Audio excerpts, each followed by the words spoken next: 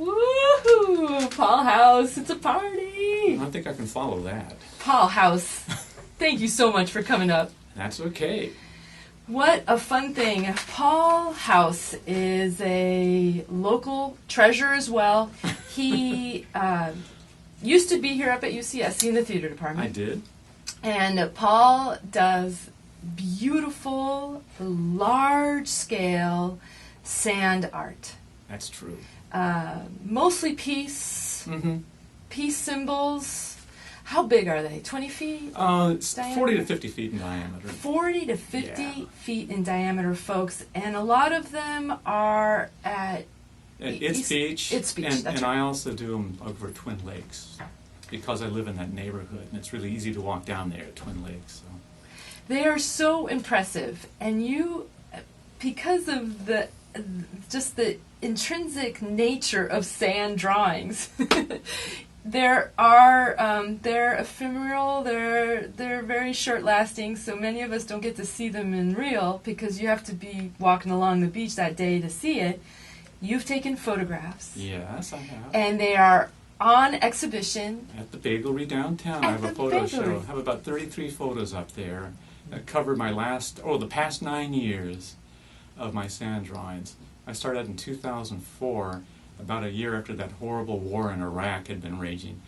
And I thought, God, I just feel so helpless. What can I do to just maybe stimulate people to think about the cost of war, not only in physical bodies, but just monetarily, siphoning money off of everything else to, So I went down there and I did one sand drawing with a stick I found on the beach.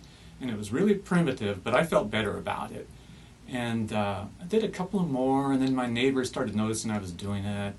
And then I started getting serious. I thought I had to develop some sort of style.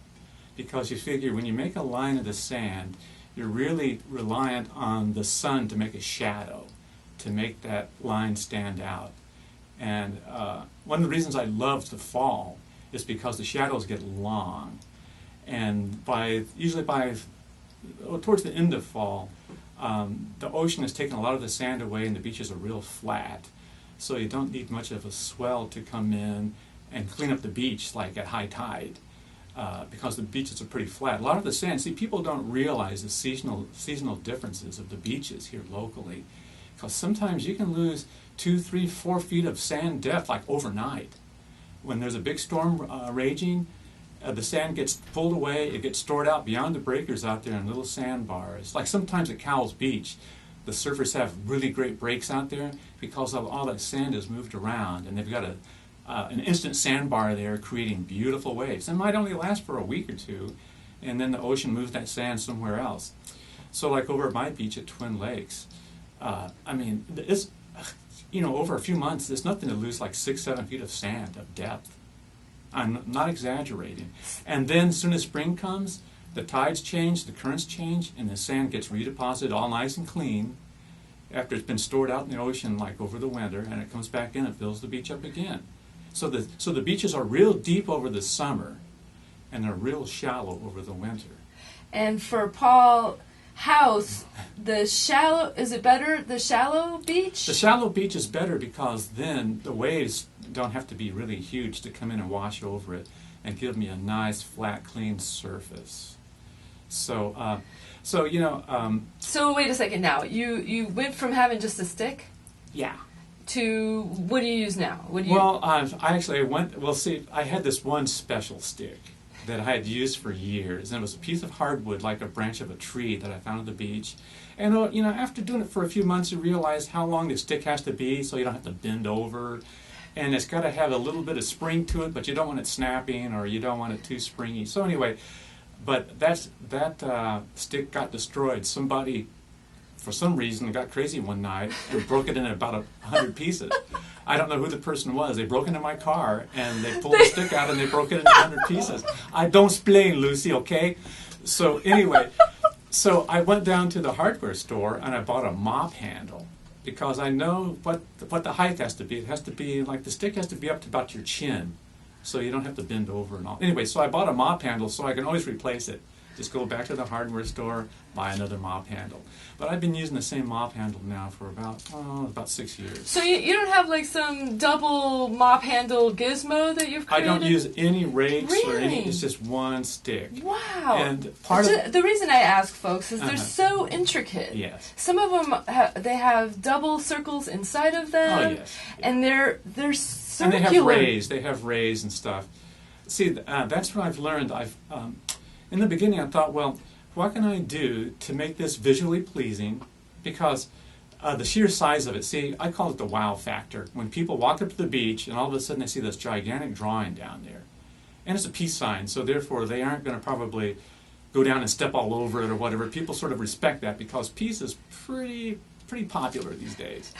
So I go down there with my stick, and before I walk down to the beach, like let's say at West Cliff, I look at the beach first to see if there's any obstacles I need to avoid, like a big rock or a bunch of kelp or something like that, or a hole that somebody dug the previous day.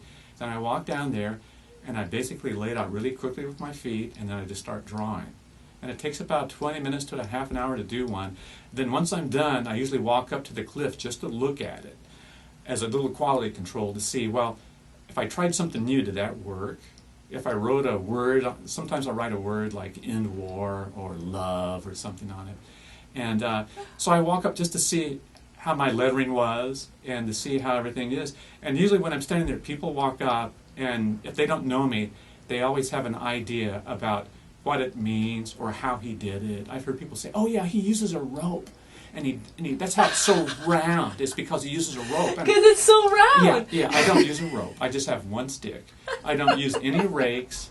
I don't use any trickery. Sometimes I have these little circles inside of it, and people. I heard this one guy one day said, yeah, he used a 5-gallon bucket to make those circles. Like I'm going to carry down a 5-gallon bucket and plan everything out and make a little circular things in the sand with it. Anyway. So that must be really fun to hear. It is, and I heard the one tourist commiserating. I heard one family one day. The old grandmother. They walked up there, and the old grandmother told them, "Oh, don't look at it! Don't look at it! It could be evil." It says peace. Yeah, and the kids are going, "Oh, bad," or "Oh, that's sick," like that, right? And the grandmother's telling them not to look at it. She's trying to usher them away so they don't look at it because it could be evil. And it's a peace sign, so I mean, what can you do? That's got to be the only time you've heard something like that in the last 9 years. Yeah, I mean, that is pretty crazy. That's why it stands out in my head, yes. Yeah. For the most part, people have nothing but positive things to say. Of course. And a lot of times I meet people, like especially out-of-towners, they come to Santa Cruz every summer, they have a rental house and they enjoy the beach, and they do this and this and that. And this one lady came up one day and says, "Oh, you're the guy that does these drawings?" I said, "Yes." She goes, "Oh, we love your stuff. We see it every year. In fact, 2 years ago, we used one of your sand drawings on our Christmas card. We put the photo on our Christmas card and sent it out to everybody." And I said, "Oh, are you going to give me a check?" And she looked at me like, "What?" So royalty. Anyway, but luckily, I don't do it for the money. I mean, obviously, just like my photos at the bakery. Somebody today says, "I hope you sell some of them," and I said, "I'm not doing this to sell my photos, this is just to share a concept and an idea with people that maybe question the way things are and maybe try to do something to change things, for the better, for everyone, for your children." So, hallelujah, yeah, Paul yeah. House. Yeah, so there you go, Nada. Thank you. That's what's behind the symbol. So that's it. So it's all about the surprise. It's all about the unexpected. And it's all about maybe planting that little seed of peace and love and respect. I see a book.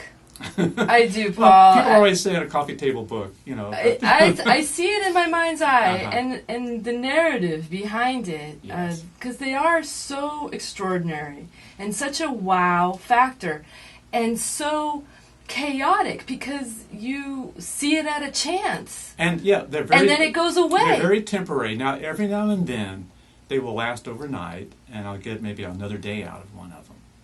But generally, the ocean comes in and cleans up the beach, over the next 24 hours, and then I've got a brand new surface to do the next day if I feel like it. Right. And I've gotten into doing other things than just peace signs. I also do An analemma is what the infinity sign is, like that figure 8.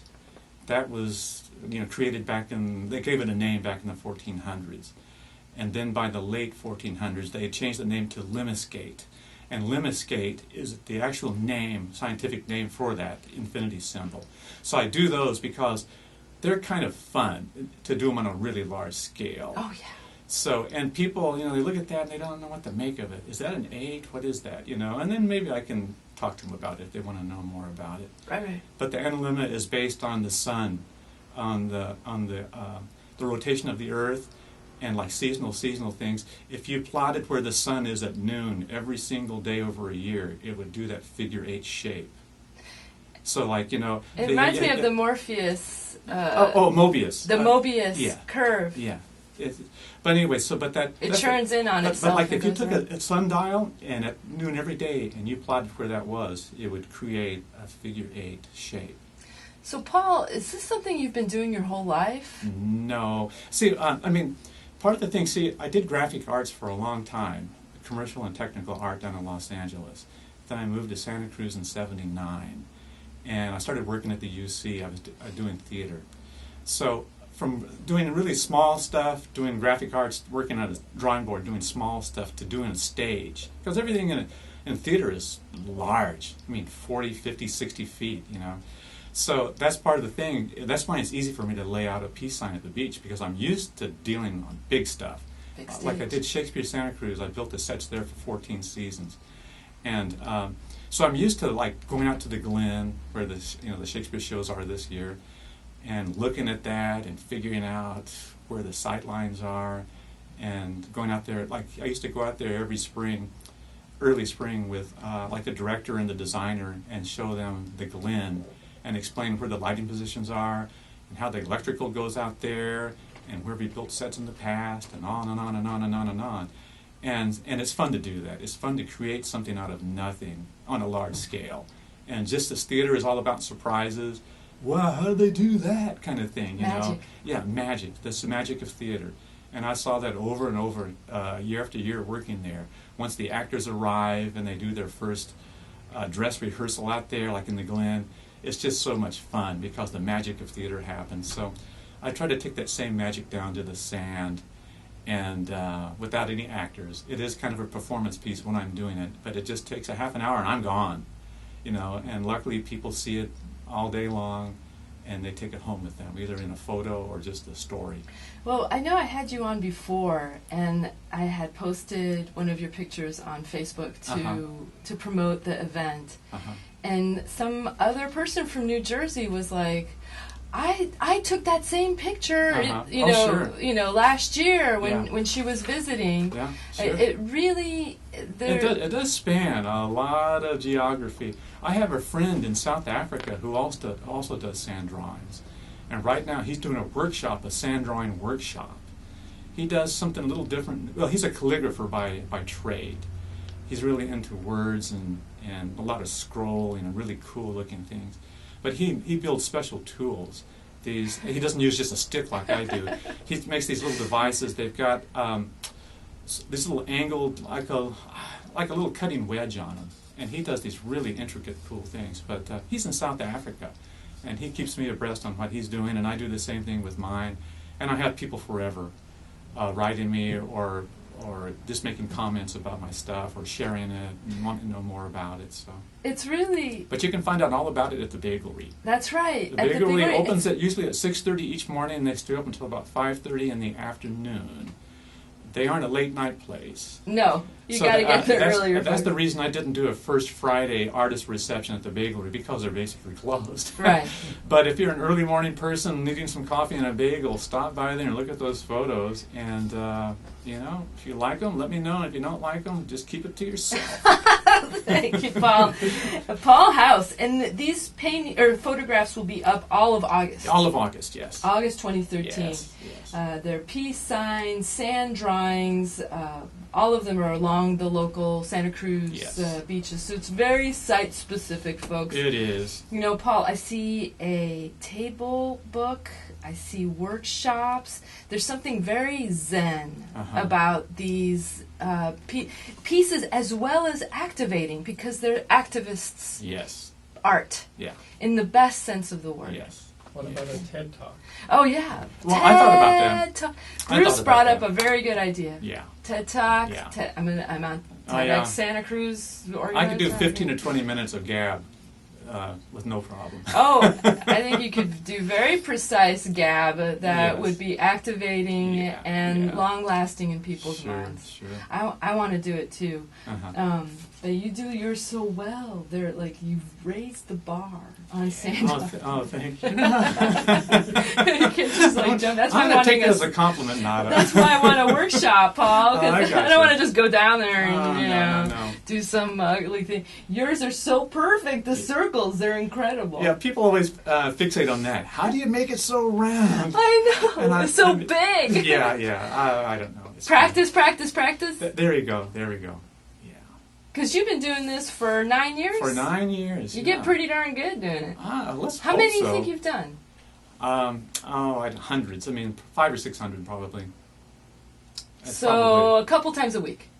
Well, it's It's all about seasonal. it's all about the ocean. It's And all low about, tide it's and a- high well, tide. It's all about the moon. Like I was thinking as I was driving up here, how the many moon and the people sun. are not really in touch with the moon these days because they've got so many things going on in their life. They don't even know when the full moon's going to be. Like it's on the 20th of this month. Most people don't know that. But being a sand artist, you got to know these things. You got to know when the low tide is, when the high tide is, what the swell's like, if it's a really big swell running. You learn all Al- about also- beach. Also, it's all about moisture. So in flatness, like wind changes everything. And then about the time you think you're going to have a beautiful surface, the ocean clears out and you've got kelp stacked up to your knees. And you're going, well, I guess I can't draw today, you know. So things change. And some beaches have absolutely no sand in the winter. No sand at all. It just gets cleared out to rock.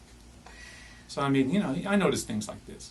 Paul House, thank you so much. Nada, I thank you very much. Oh, I want to thank Vanya Benavides for live tweeting today.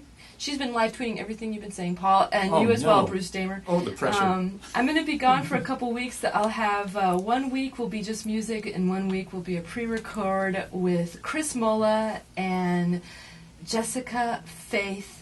They are going to talk about their interactive art and music making classes. Ooh. Paul, have a wonderful day. I'll be looking for your art, but I will know where to go, and that's the Bagelery. The bakery on Cedar. That's right. Uh-huh. Thank you, Bruce, for coming in, and y'all stay tuned for Whiskey Town. Have a great day, everybody.